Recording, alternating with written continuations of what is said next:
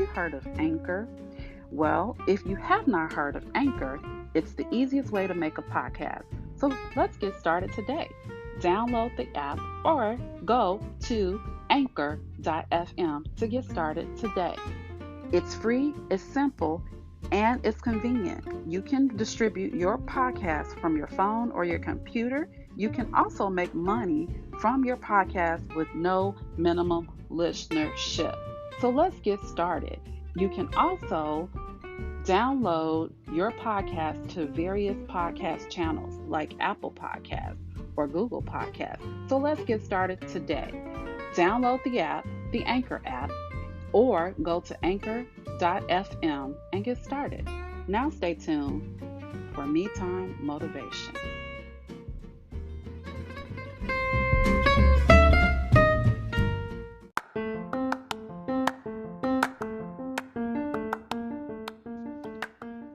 Greetings and salutations, and welcome to another episode of Me Time Motivation. It's your host, Tasha Ryder.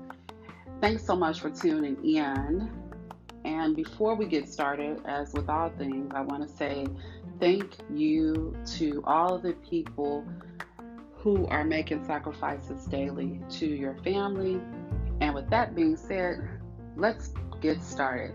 Today we're going to talk about commitment, faith, family, and wellness. And this particular episode is also critical as I was thinking about commitment levels. So I know many people are committed on many levels to many things, but during these times, what I have been seeing is people failing to honor their commitments. And of course, we know that this exists in our leadership currently, and that's a whole nother topic for another day. It's actually starting to become very taxing to talk about on your spiritual self. But I am encouraging listeners out there today to be motivated and committed at the same time.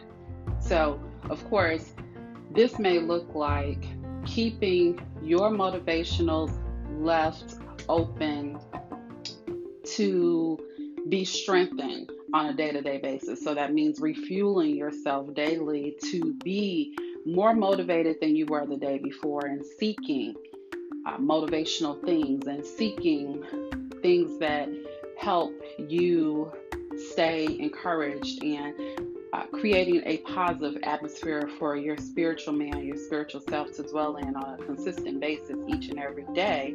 And also being able to lead by example within your family, but honoring the commitments that you've made. For example, saying that you're going to be someplace and then showing up to be there, possibly earlier than what you committed to in the beginning. This could be as simple as running someone to the airport and you're their airport taxi for the day based on these intense times, and you're honoring the commitments that you made. This could be signing up to volunteer at a space or a place, and then honoring the commitment and going above and beyond even within that commitment to do what you said you were going to do. This could be being a bridesmaid at your best friend's wedding and going above and beyond what you actually committed to do. This could actually be playing with your little one for a horsey ride that you committed to, and then you said, oh, I'm tired, I'm exhausted. But no, you committed to it, so doing it anyway just because. It's that one more thing. And I know you're tired and I know you're exhausted, but it's just going to be for a little while. Commitment. And so I am looking back over my own life and thinking, how many ways have I honored my commitments that I've made? It is your ability to see something from the beginning, from its inception, from the start of it, all the way down the pathway to the end. So you're in it for the long stretch. It's like doing all you can above and beyond, and then some more, because you're committed to it. You started a business and the business failed due to no fault on your own, you can look back and say, I did everything I knew how to do, and maybe you had not tapped into the right sponsorships or support systems or the proper mentors. Every business doesn't line up with all things that you have going on and would like to see. And in my story, if it doesn't work, it's broke, and you've done everything you can to fix it, you have to be willing to release and let go and let God.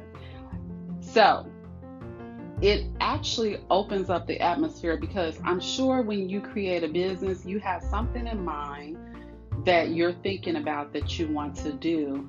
And you have to put yourself in alignment in that situation or that story or that partnership or that agreement with someone, a business, or what have you, or a relationship that lines up with what you were thinking.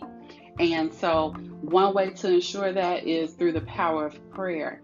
Now, you may be introduced to something like a business or a relationship that is working for you initially, and then something changed. As you got through it, it takes too long to get it completed, whatever that process may be.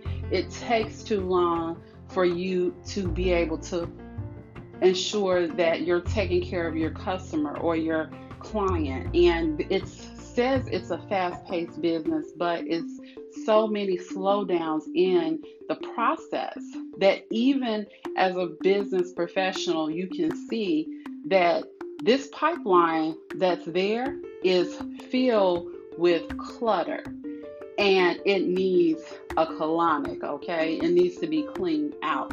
And so that may not line up with you spiritually. So in that instance, you may not be able to honor your full commitment because you're searching, you're seeking for something, and that's okay.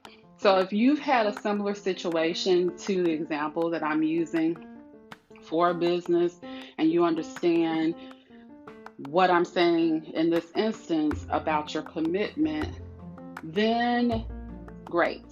If not, you can let me know by leaving me a message, and we can go further into detail as I am honoring my timelines that I'm committed to today. However, in short, what I will say is your commitment levels may change, and that's okay. And so no one should hold you in an agreement or partnership when your commitment level has changed. So initially you signed up to volunteer and you said, I'll be there from 9 till 5, Monday through Friday. And then the company comes and says, well, you know what? We actually need you on Monday, Wednesday, Friday, Saturday, and Sunday. Well, you signed up for Monday through Friday. Everyone signed off on it, and something changed. Now there is going to be a different set of commitment levels involved in this scenario that I'm placing during this time, because now you're finding this is not what you originally signed up for. So in that instance, it makes sense to me in my mind that you cannot honor your commitments because it no longer works for you. It did for a period of time, and now because you are the decision maker in your life, you can remove yourself out of that commitment because it no longer works for you. And by the way, you want to be very firm about people taking time to waste your time in your commitment level. So that's going to be very, very important as well. And so we can talk, of course, forever about this because I am so serious when it comes to time wasters. We're actually going to be on to another segment. So right after you listen to this segment, you want to stay tuned on Me Time Motivation for the very next episode because we're going to talk about time wasters. I want you to be motivated and encouraged each day about people, your commitment levels, and really being true to yourself about what you can and cannot do realistically. So that's setting realistic goals for yourself. It's part of that SMART theory. Be specific, be measurable, be efficient, be accurate, and be timely. When you're setting goals, something like that. Okay. So I also want you to be committed to what you say out of your mouth, because there is power in your words, people. There's power in words. And so you have to serve people.